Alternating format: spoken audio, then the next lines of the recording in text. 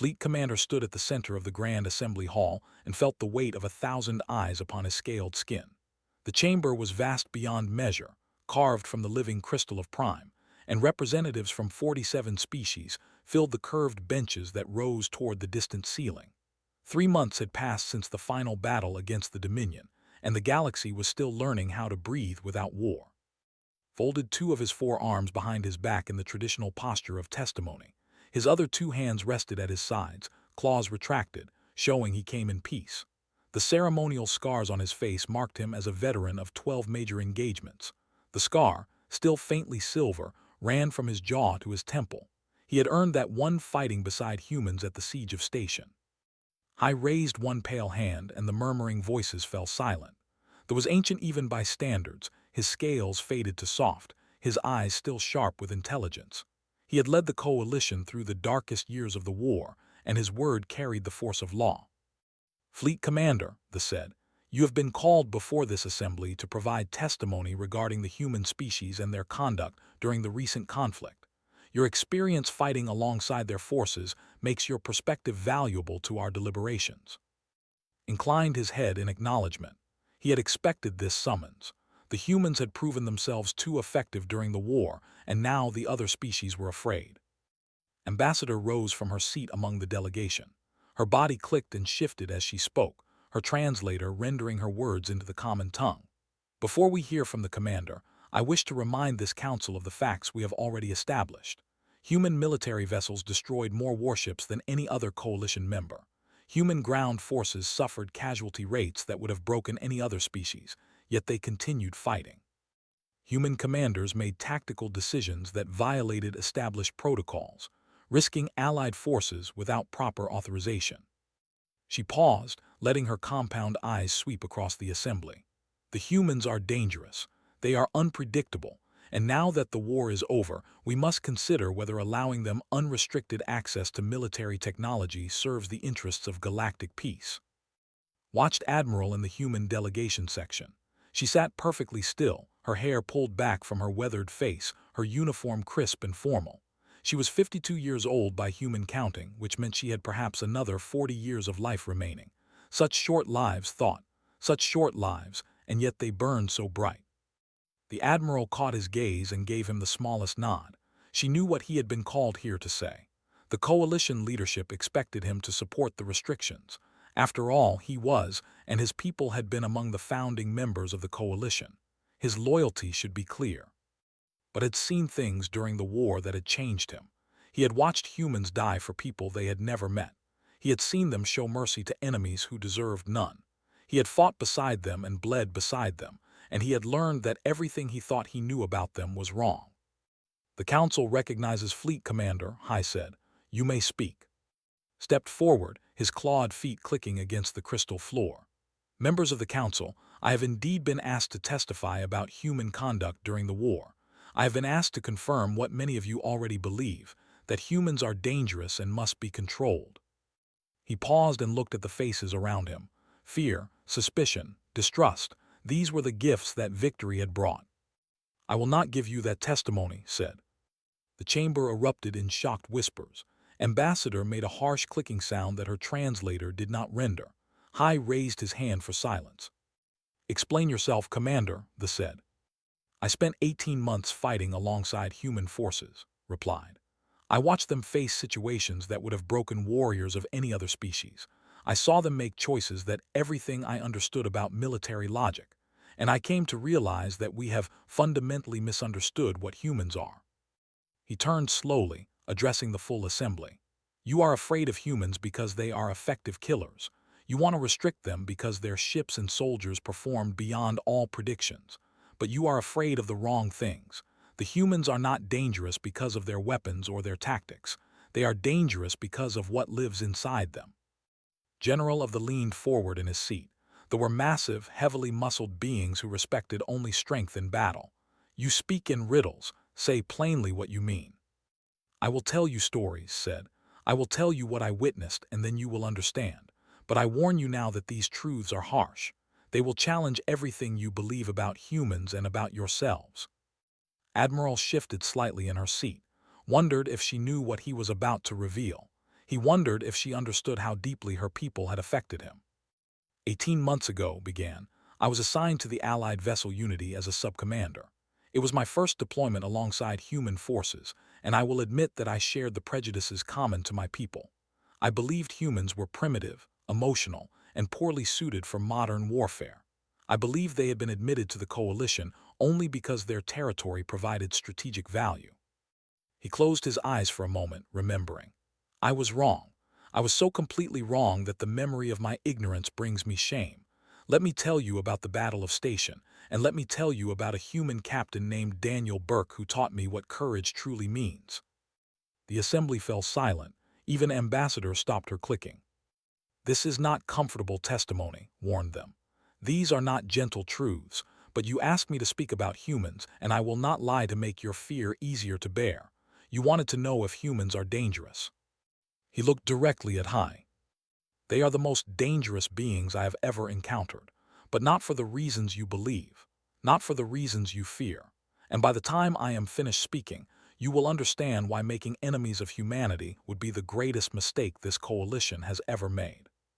The chamber was utterly still, took a breath and prepared to tell them everything.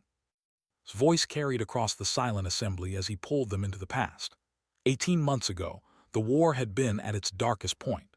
The Dominion had pushed deep into coalition territory, and every battle felt like a desperate attempt to delay the inevitable. The Unity was a joint operations vessel, crewed by 6 different species working together under coalition command. Had arrived with low expectations and barely hidden contempt for his human. They were soft, he thought. They required too much sleep. They ate cooked food and complained about temperature variations that any child could endure. Captain Daniel Burke commanded the Human Tactical Division. He was 38 years old, with short brown hair and eyes the color of deep water. He spoke quietly and rarely raised his voice, which initially mistook for weakness. The human had a strange habit of learning the names of every crew member, regardless of species or rank. He knew his name within an hour of boarding. Commander, superior officer, and a fellow made his opinion of the humans clear from the start. They were useful for absorbing enemy fire, he said. They bred quickly enough to replace their losses. Beyond that, they served little purpose. Had nodded along with these assessments. He had no reason to think differently. The Battle of Station changed everything. They were escorting supply convoys through the system when the fleet appeared. 12 warships against their 4 escort vessels. They had somehow slipped past coalition detection networks and now sat between the convoy and the civilian station that orbited the system's 4th planet. 40,000 people lived on that station. Miners, engineers, families who had built their lives in the quiet corners of space. Commander calculated the odds within seconds. We cannot win this engagement. Signal the convoy to scatter. We retreat to the jump point and request reinforcements. What about the station? Captain Burke asked. Did not even look at him. The station is lost. We cannot save them and preserve our forces. The logical choice is clear. Watch Burke's face change. Something moved behind those watercolored eyes, something that did not recognize. The human's jaw tightened, and his hands pressed flat against the tactical console.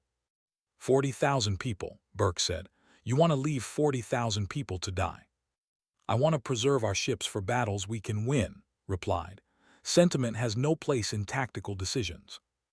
Lieutenant Maria Santos stood at the helm station. She was 29, small and quick, with dark hair and a smile that came easily. She was not smiling now. She looked at Burke and something passed between them without words. Sir, Santos said, I can get our fighters into that formation. We can buy time for the station to evacuate. Made a sound of disgust. Suicide, you would throw away your lives for strangers. Burke turned to face the commander directly. Those strangers have children. They have families waiting for them to come home. They trusted the coalition to protect them. They were foolish to trust, said. I am ordering a retreat. Any who disobey will face court-martial.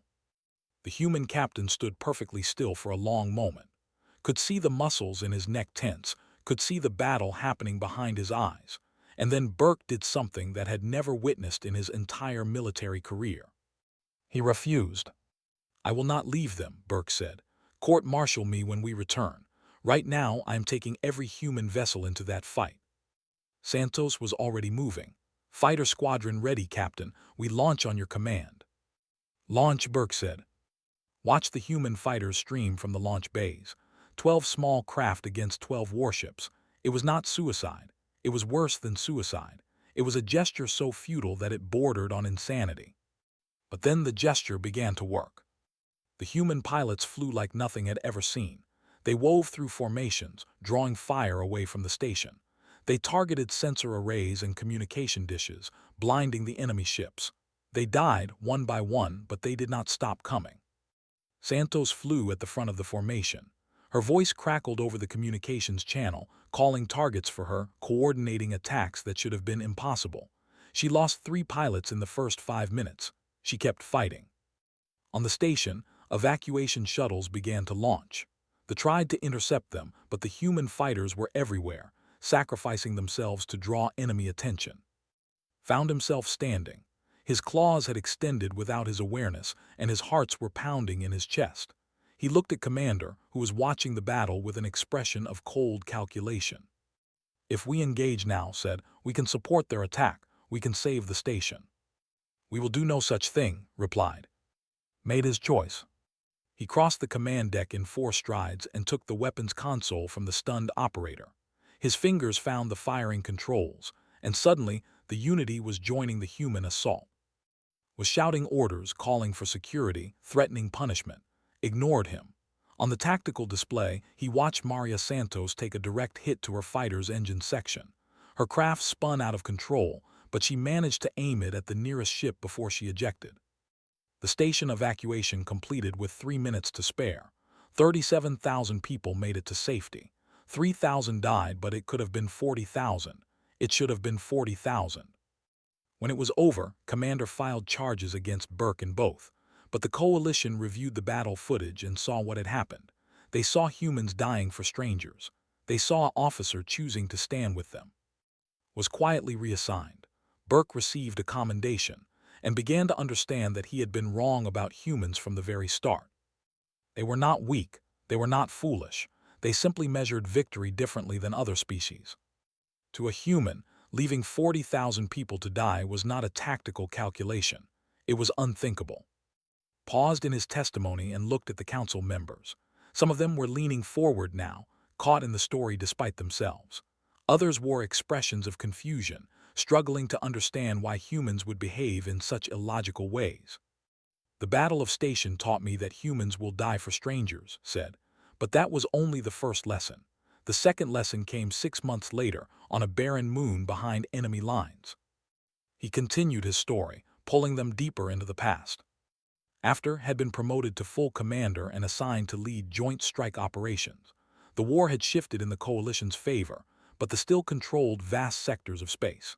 Small teams were sent behind enemy lines to sabotage supply depots and disrupt communications. Led one such team to a moon called Hollow Rock. Their mission was simple: destroy the fuel depot and return to friendly territory. They landed under cover of darkness and made their way toward the target without incident. The team consisted of 8 soldiers, had 2 subordinates, and the remaining 5 were human ground forces. Sergeant led the humans. He was 34, broad-shouldered and quiet, with hands that could crush metal but touched his weapons with surprising gentleness. Corporal Vance served as the team's medic. She was 26, with copper-colored hair and freckles across her nose. She smiled often, even in the middle of combat, which found deeply unsettling. They destroyed the fuel depot without difficulty. The extraction ship was scheduled to arrive in 4 hours, but as they made their way to the pickup zone, they found something unexpected. An abandoned outpost sat in a crater between 2 ridges. They had used it as a forward observation post before pulling back their lines. Ordered his team to investigate, expecting to find useful intelligence. What they found instead were wounded soldiers. 7 of them lay in the outpost's medical bay, left behind by their retreating comrades. Their injuries ranged from severe to critical. 2 of them were clearly dying. The others might survive if they received proper treatment. Standard protocol was clear. Prisoners behind enemy lines were a liability. They could not be transported safely, and they could not be left alive to report on coalition movements. The logical choice was execution. Drew his sidearm and approached the first soldier. The creature looked up at him with compound eyes that reflected his own face 100 times. It made no sound. It did not beg or plead. It simply waited to die. "Commander," Vance said from behind him, "what are you doing?" "Following protocol," replied. "We cannot take prisoners. We cannot leave witnesses." "They are wounded," said. "They are helpless. They are enemy soldiers. They would kill us without hesitation if our positions were reversed." Stepped in front of him, placing herself between his weapon and her medical kit was already in her hands. "I am not going to watch you execute wounded prisoners, Commander. That is not what we do." Felt his scales flush with irritation. "You have no authority here, Corporal. Step aside."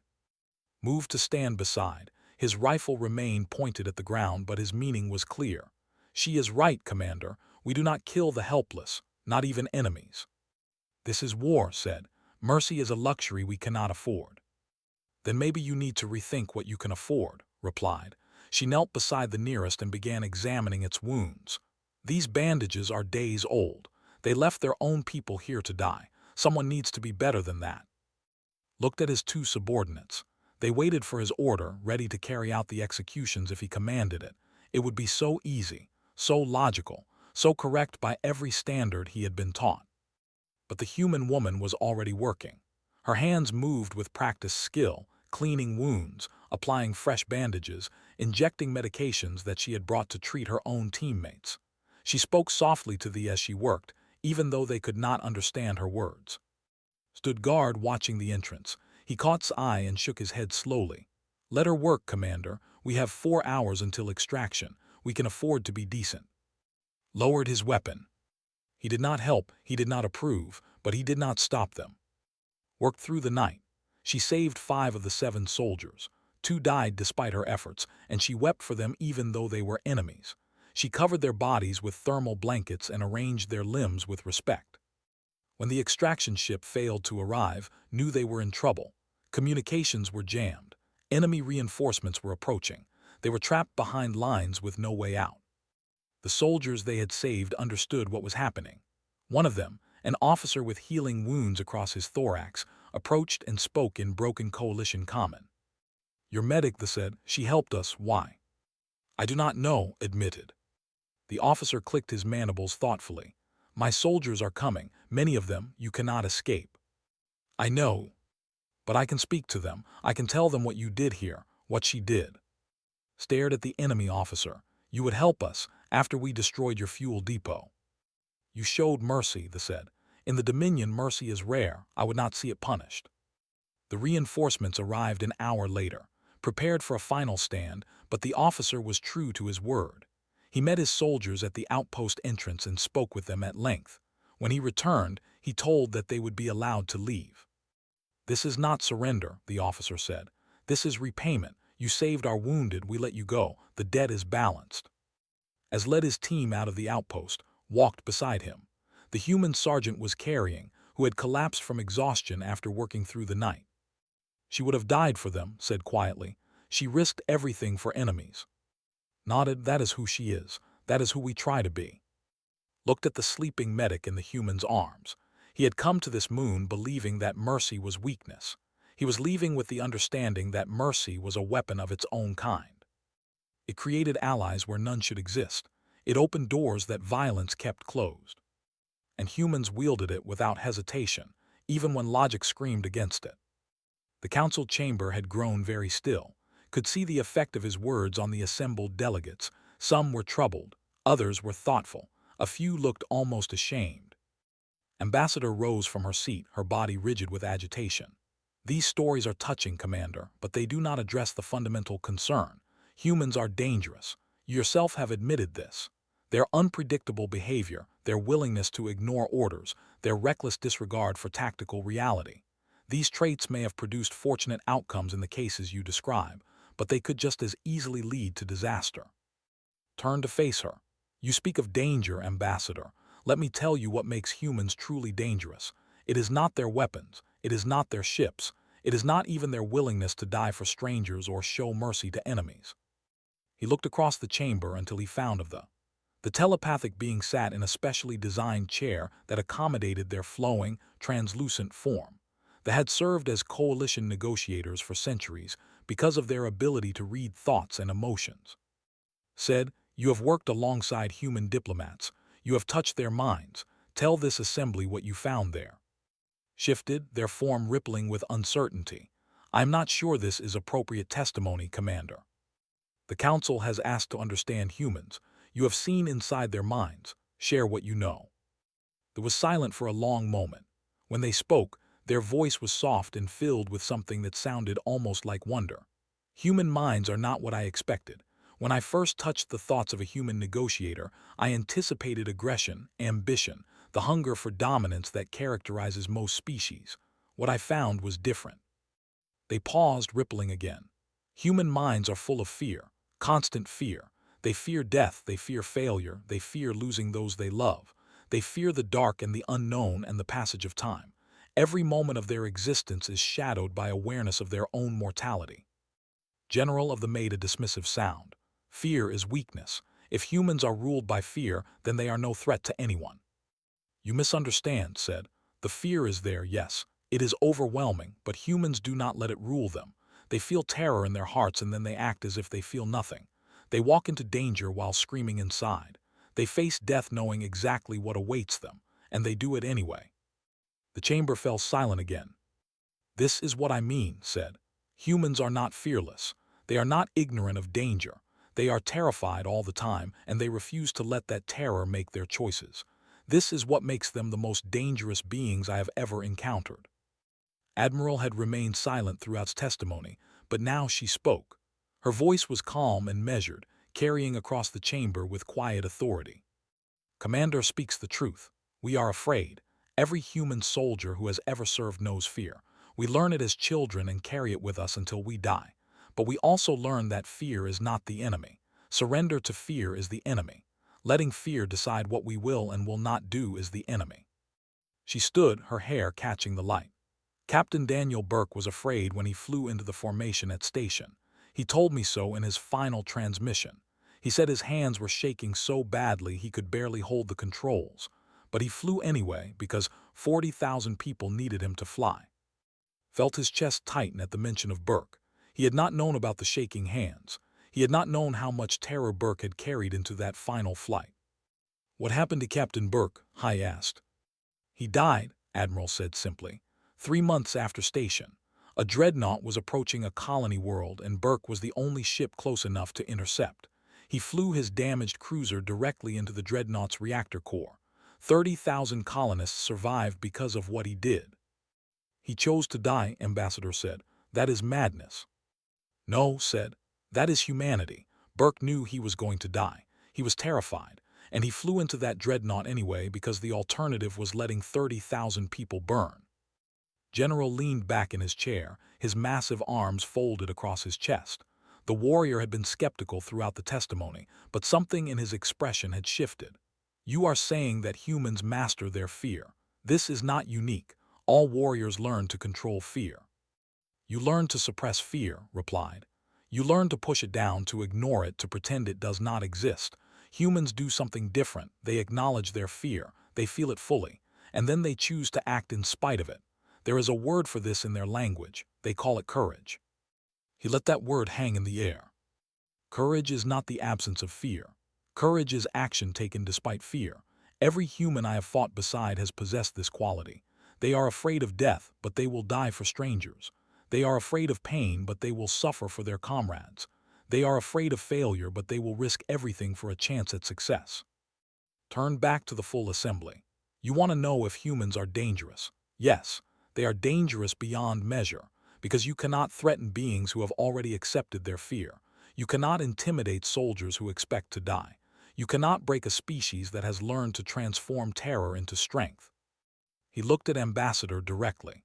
And if you make enemies of them, you will face warriors who are afraid of you and will fight you anyway. Is that what this council wants? The question echoed through the crystal chamber. For the first time since the testimony began, Ambassador had no reply.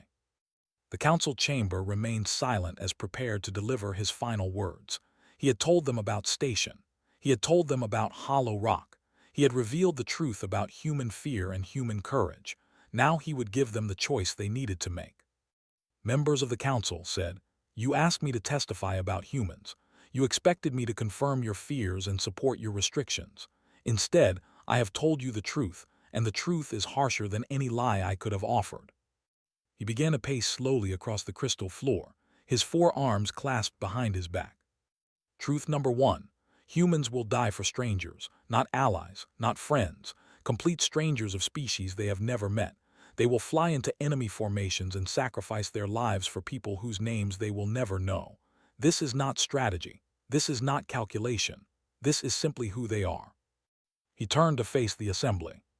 Truth number two: humans will show mercy to enemies, even in the heat of battle, even behind enemy lines, even when logic demands execution. They will risk their own survival to save those who would kill them, and in doing so, they create allies where none should exist. Ambassador shifted uncomfortably in her seat. Truth number three: humans are afraid. They are afraid of everything: death, pain, failure, loss. Their minds are filled with constant terror, but they have learned to act despite that terror. They have transformed their fear into something we do not have a word for in most coalition languages. They call it courage, and it makes them unstoppable. General nodded slowly, a gesture of grudging respect. Truth number four: humans form bonds across species barriers without hesitation. They do not see aliens as others. They see potential friends, potential allies, potential family. They learn our names. They remember our stories. They grieve when we fall. I have watched human soldiers weep for fallen comrades. I have seen them carry wounded allies of every species to safety. Their capacity for connection is as boundless as their capacity for violence. He stopped packing and faced Hyde directly.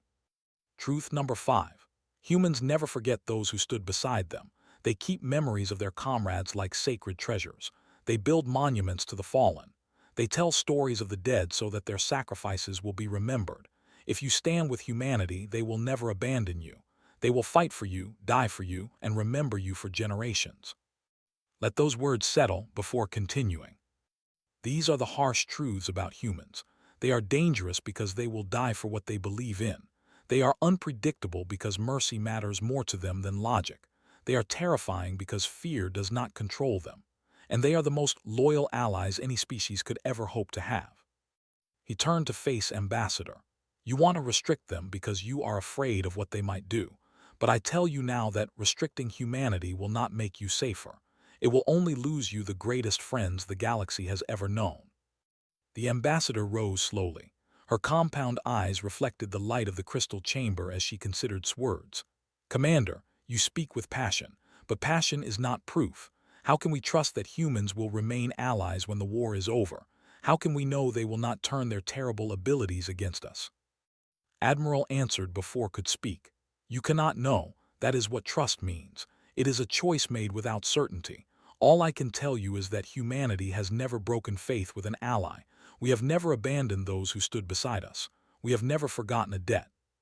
She stepped forward to stand beside. Commander saved human lives at station. He stood with us when his own superiors ordered him to flee. We will never forget that. As long as humans draw breath, the people will have friends among us. Felt something tighten in his chest. He had not expected this. He had not known that humans had remembered what he did that day.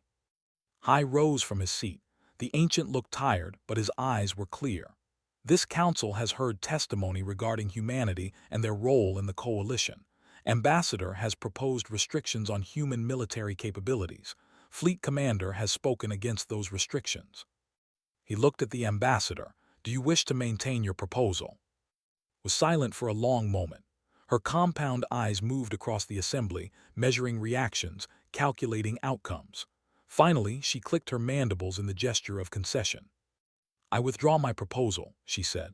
I acted from fear rather than wisdom. Commander has shown me that fear is a poor foundation for policy. The chamber erupted in murmurs of surprise and approval. High raised his hand for silence. Then this council will vote on granting humanity full coalition membership, with no restrictions on military capability. The vote was not unanimous, but it was overwhelming. Humanity was welcomed into the coalition as full partners, trusted allies, friends. 1 year later, stood before a memorial wall on the human colony of New Boston. The wall bore the names of every human soldier who had died in the war against the Dominion. Thousands of names carved in dark stone. He found Daniel Burke's name near the center of the wall. Someone had left flowers beneath it, fresh flowers recently placed. He would have been embarrassed by all this attention. Turned to find Vance standing behind him. The human medic had aged in the past year, lines appearing around her eyes, but her smile was still warm. She carried a small bundle of flowers in her hands. "I did not know you knew Captain Burke," said. "I did not, but I know what he did, all of us do." She stepped forward and placed her flowers beside the others. "He saved 30,000 people. That deserves remembering." They stood together in silence for a moment, human, and looking at the names of the fallen. "Thank you," said quietly, "for what you said at the council, for standing with us." Shook his head. "I only told the truth. Sometimes that is the hardest thing to do." Behind them, the sun was setting over New Boston. Human and alien crews walked together through the streets, sharing meals, sharing laughter, sharing the peace they had won through blood and sacrifice. Looked at the memorial wall one last time. He had come to this place as a warrior who despised humans. He was leaving as the first alien commander of a joint human fleet. The harsh truths he had spoken before the council had become the foundation of a lasting alliance. Humans were dangerous. Humans were unpredictable. Humans were afraid of everything and stopped by nothing. And was proud to call them friends.